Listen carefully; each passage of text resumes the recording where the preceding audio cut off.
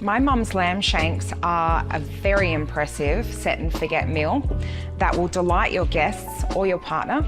In fact, I have the cutest story about why I chose to put this meal in the book. Every time my mum would make it for my dad, she would text me and say, "I made the best lamb shanks for your dad tonight."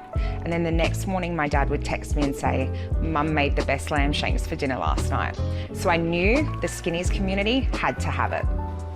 We used the Thermomix for this slow cooker recipe, a bit like a sous chef. I don't like cutting up onions, for example, so I chuck them in the Thermomix and let the Thermomix do the work for me.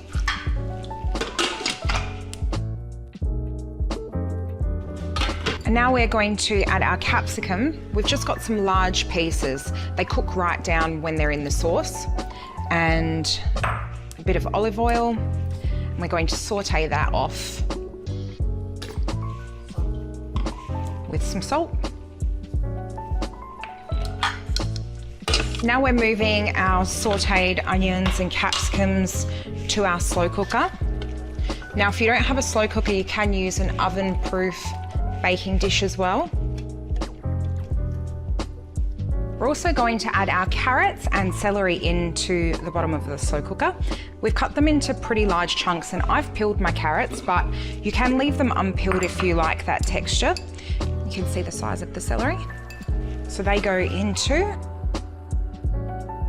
And then I am going to arrange my lamb shanks on top.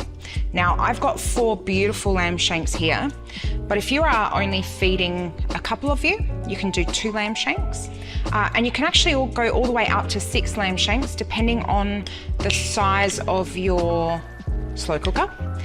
And if you are reducing down the number of lamb shanks to 2, any leftover sauce you've got makes the most delicious pasta sauce the next day. So you actually get 2 meals in one. And now I am going to use my Thermomix again as my sous chef and make my beautiful sauce that goes on the top of the lamb shanks with some chicken stock concentrate, a big bottle of passata. I like the brand Mutti, it just has the best flavour. Of course, you can use whatever brand you like, but if you are using a cheaper brand, I would recommend adding a teaspoon of sugar in as well. And now at this point, there's a little trick that I'd like to show off. Don't just chuck out your bottle of passata. At this point, you want to add your wine or your water, but I actually weigh it into the bottle so that I can shake it up and get all of the extra passata out of the jar.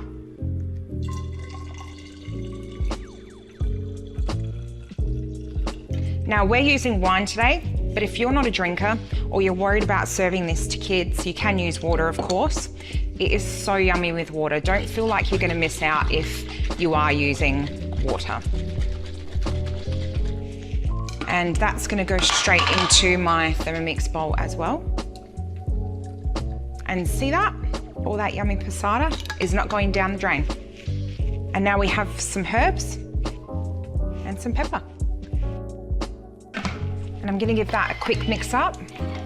Now that beautiful sauce gets poured over the lamb shanks. And then we turn our lamb shanks on to cook on low for 8 to 10 hours, depending on the size of the shanks and also how many shanks you have. And that's pretty much it.